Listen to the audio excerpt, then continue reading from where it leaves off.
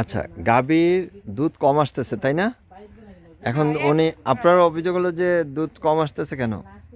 আচ্ছা, এখন এইটার জন্য কি করতে হবে? স্যার এটা খাওয়া এটার জন্য ওই দানাদার খাবারের মধ্যে হ্যাঁ। শুধু ভুসি খাওয়ালে হবে না, ঘাস তো পর্যন্ত খাওয়াবে, দানাদার ঘাসের মধ্যে নেপিয়ার পাচ্ছন খাওয়াবে, নেপিয়ার, পাঁচং, ভুট্টা, কালাই জাতীয় মাসকলাই, ভুট্টা মাসকলাই। আপনার ভালো ই হয়।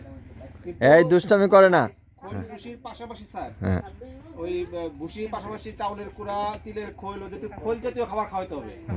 খোল খাবার দিতে হবে, নাহলে দুধ আসবে না তো। বুঝছেন আপনি? আর খোল জাতীয় খাবার।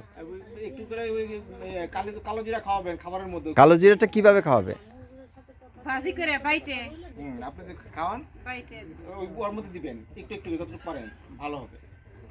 মানে কালো জিরা বেটে কিসের মধ্যে মিশাবে? পুরা ভুসি যে পুরা খাওয়া ভুসি দানাদার পুরা খাবার, বসে ওগুলার সাথে মিশিয়ে দেবে। মানুষের ক্ষেত্রে ওইটা হয়, মিল্ক লেট ডাউনের জন্য যখন বাচ্চা হওয়ার পরে মানুষের ক্ষেত্রে কিন্তু কালি দিয়ে সাহায্য করে ডাক্তার।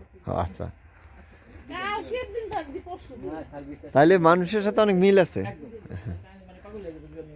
আচ্ছা, এই যে বাচ্চা, এই যে ফ্রিজিয়ান প্রমাণ কি? এই যে মাথার এটা সাদা ডাকটা। হ্যাঁ, ফ্রিজিয়ানের একটা সাইন সিম্পটম থাকবে বডিতে, কোনো না কোনো জায়গায় এক সাদা দেখেন স্পট আছে, আচ্ছা আচ্ছা আর কোন বডির কোথাও নাই।